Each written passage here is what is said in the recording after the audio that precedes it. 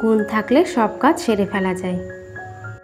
ছোট থেকে কেউ শিখে আসে না, তবে আমরা মেয়েরা বিয়ের পর সময়ের সঙ্গে সঙ্গে সবটা শিখে যাই। Hello everyone, good morning. আমি সাথী নতুন আরও একটি ঝলমলে ব্লগে সবাইকে ওয়েলকাম জানাচ্ছি। আজ হচ্ছে সোমবার, আর সময়টা জানো তো বেলা 12টা। আজ সকালবেলায় হচ্ছে ভিডিওটা আর অন করতে পারিনি, বিভিন্ন রকম ঝামেলায় না, আর ভিডিওটা অনই করা হয়নি। তো যাই হোক, আজকে বেলা 12টা থেকেই রান্নাবান্না থেকেই ভিডিওটা শুরু করছি। সেটা দুপুরে রান্না করব, সেই জোগাড়ই করছি। রান্নার জোগাড় করে তারপরে রান্না চাপাতে চাপাতে 1টা থেকে 1:30টা বেজে গেল। তো তাড়াহুড়ো করে 2:30টার মধ্যে রান্নাটা আমাকে সেরে ফেলতে হবে। তো ওই জন্য 2 কড়াইতে বসিয়েছি। 1 কড়াইতে শাক রান্না করছি, ওদিকে ছেঁচি শাক, আর 1 কড়াইতে কিন্তু আলু পটল দিয়ে মশলা দিয়ে তরকারি করছি।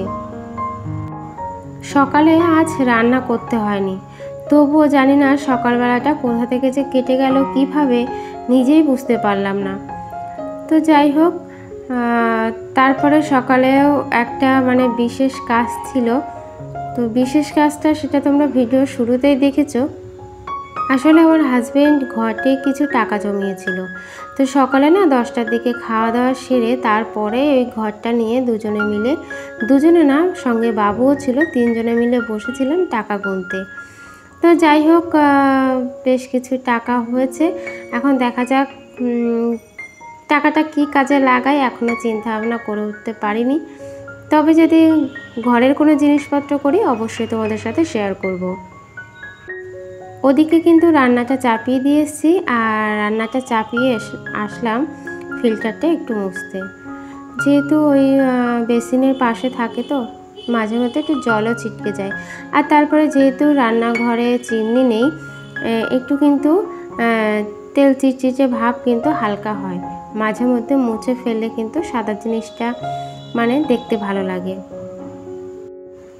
আমরা মেয়েরা কিন্তু কোনো কাজই বাপের বাড়ি থেকে শিখে আসি না, সময়ের সঙ্গে সঙ্গে আমরা কিন্তু সবটা শিখে যাই।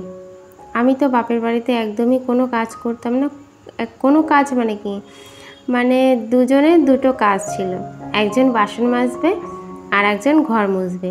তো বাসন মাজা বলতে জানো তো, ওই 4-5টা বাসন হয়তো হবে। সকালে খাওয়া দাওয়া করে ঠিক আমাদের যতটুকু বাসন হয় ওই কটা বাসনই আমাকে মাজতে হতো। আমাকে কি, একদিন বোন মাজতো আর একদিন আমি মাজতাম। তবুও তার মধ্যে জানো তো, এই কাজ নিয়ে আমি আর বোন যে কি মারামারি করেছি, কত ঝগড়া অশান্তি করেছি দুজনে মিলে। আজকে সেই দিনগুলোর কথা ভাবলে না খুব কষ্ট হয় জানো তো। সেই যে ছোটোবেলার সময়গুলো কোথা থেকে কোথায় চলে গেল না, আর সেইগুলো কিন্তু আমরা ফিরে পাবো না। আর সেই যে 2 বোনের যে মারামারি ঝগড়া অশান্তি, সেই সময়টাকে খুব মিস করি জানো তো। এখন বোনও বোনের সংসার নিয়ে ব্যস্ত, আমি আমার সংসার নিয়ে ব্যস্ত। আমি আগে একদমই ঘর মুছতে চাইতাম না। ওই যে 4-5টা থালা বাসন হতো, ওইটাই মাজার জন্য ব্যস্ত হতাম। তো এই নিয়েই দুজনের মধ্যে কিন্তু ঝগড়াটা আমাদের বাধ্য, আমার সঙ্গে বোনের। তো আর এখন দেখো 3 বেলা কত কারি বাসন মাজছি, তারপরে এত বড় ঘর দৌড় আমাকে একা হাতেই মুছতে হয়। যদিও কষ্ট হয়ে যায়, এখন যেহেতু সিজারে হয়েছে তো ছেলেটা, একটু কষ্ট হয় আমার এতগুলো ঘর দৌড় মুছতে। অবশ্য প্রতিদিন সব ঘরগুলো মুছে উঠতে পারি না। তো নিজের ঘরটা পরিষ্কার করি আর ঠাকুর ঘরটা প্রত্যেক দিন পরিষ্কার করি। তারপরেও যেদিন দেখি যেখানে যেখানে নোংরা সেটাই পরিষ্কার করা হয়। তাছাড়া এমনি ঝাড় দিয়ে রেখে দিই, এত আর করে উঠতে পারি না। যেহেতু একার হাতেই সব কিছু, আমার কোনো কিন্তু কাজের লোক নেই। আর তারপরে কি বলতো, একটা সংসারে যত কাজ আছে সব কিন্তু আমার এই একা হাতের পরে সব কিছু করা। অতএব অত পেরে উঠি না, যতটুকু না করলে নয় ততটুকু করি। কারণ নিজের শরীরটার দিকেও তো দেখতে হবে। একদিন কাজ করে যে আমি নিজে শুয়ে থাকবো তা করলেও তো হবে না, তাই না বলো? সবটা নিজেকেই যেহেতু দেখতে হবে, অতএব রয়ে শয়ে করতে হবে। তো রান্নাটা এই দেখো প্রায় হয়ে গেছে। মেয়ে ওদিকে স্কুল থেকে বাড়ি এসেছে। তো এখন কিন্তু 3টে বাজে, খেতে দিতে হবে। রান্নাটা আজ অনেকটাই দেরি হয়ে গেছে। তো চলো এবার ওদেরকে খেতে দেবো। অনেক কথাই আজ বলে ফেললাম। তো তারপরেও বলি, যারা আমার কাছে আসতো তাদের সবাইকে কিন্তু আমি ফুল সাপোর্ট করে দিচ্ছি। তো যদি একদিন না যেতে পারি, পরের দিন গিয়ে কিন্তু আমি দুটো ভিডিওই দেখে দিচ্ছি। তো আর ফুল সাপোর্ট, একদম ফুল সাপোর্ট তোমাদের সবার জন্য। তো চলো, তোমরাও কিন্তু আমাকে ফুল সাপোর্ট করো, আর এভাবে এগিয়ে যেতে চাই সাপোর্ট করে সবাইকে। আজ মানে কি বলবো, সকালবেলা থেকে ভিডিওটা স্টার্ট না করলে না একটা মন মেজাজ ভালো থাকে না। তো যেহেতু ভিডিওটা শুরু করতে অনেকটাই দেরি হয়ে গেছে, আর কি করব, ওই জন্য বিকেলের যে কাজবাজগুলো আমি করি আর কি। কাজবাজ বলতে কি, ওই যে গাছে জল দেওয়া, তারপরে হচ্ছে হয়তো কোনো দিন ছাদটা ঝাড় দিলাম, এই যে টুকটাক কাজগুলো, এগুলো কিন্তু তোমাদের সাথে একদমই শেয়ার করি না। দুপুরে রান্নাটা পর্যন্ত এই পর্যন্ত শেয়ার করি, কেন বিকেলের দিকে না আমার একটু তাড়াহুড়ো থাকে, তখন আর হয় না। তো আজ যেহেতু ভিডিওটা অনেকটাই ছোট হয়ে গেছিলো, তাই বিকেলের কিছু ক্লিপ তোমাদের সাথে তুলে ধরলাম। এই জবা গাছ দুটো, এই ফুল গাছ 4টে ছিল নিচের দিকে। তো ওগুলো না মানে সবগুলো তো সবে বসিয়েছিলাম, ওই জন্য নিচে একটু ছায়া ছায়া রেখেছিলাম। তো এখন বেশ ভালোই মাটির সাথে মিশে গেছে, ওই জন্য কিন্তু ছাদে নিয়ে এসেছি। আর ফুল গাছ কিন্তু রোদ্দুরেই ভালো হয়, তো সেই জন্য ছাদে নিয়ে এসেছি। আর ওদিকে কিছু কাটিং না বসিয়েছি ছোট্ট ছোট্ট টবে, তো সেগুলো বড় হলে অবশ্যই তোমাদের সাথে শেয়ার করব। চলো, ছাদটা দেখছি অনেকটাই ধুলো হয়েছে, পাতাপুতি পড়ে আছে। তো মাঝে একদিন কিন্তু ঝড়ও হয়েছিল, ঝাড় দেওয়া হয়েছিল না, সেভাবেই পড়েছিল। আসলে সময় হয়ে ওঠে না সব কিছু, জানো তো। তো তাই একটু আজকে ঝাড়ু দিয়ে নিচ্ছি। আর ঝাঁটাটা রয়েছে নিচে, আবার নিচে যাব, আবার ঝাঁটা আনবো।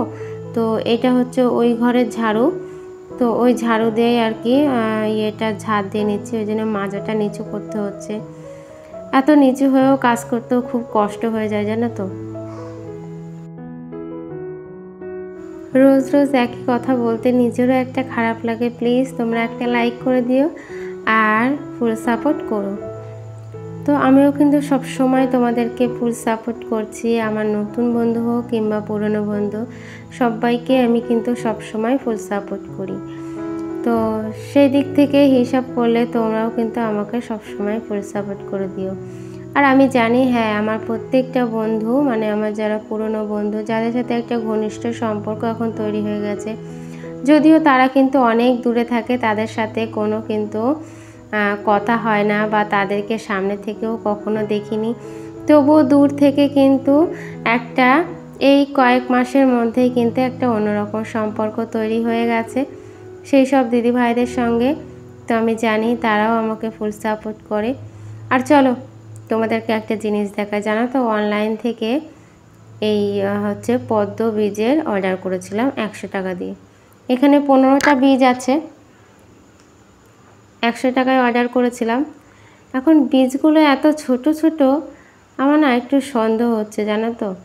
আবার মোবাইলে দেখলাম এই বীজগুলোর মানে নিচটা একটু ঘষে দিতে হবে। তো এত শক্ত, তোমাদেরকে কি বলবো, প্রচণ্ড শক্ত। আমি মানে খাওয়াতে পারছি না আর কি। তো যাই হোক, ওগুলো না শেষমেশ কী করলাম, একটা ইট দিয়ে হালকা করে ফাটিয়ে জলে ভিজিয়ে রেখেছি। তো চলো, সন্ধ্যায় চা খেয়ে ভিডিওটা শেষ করলাম।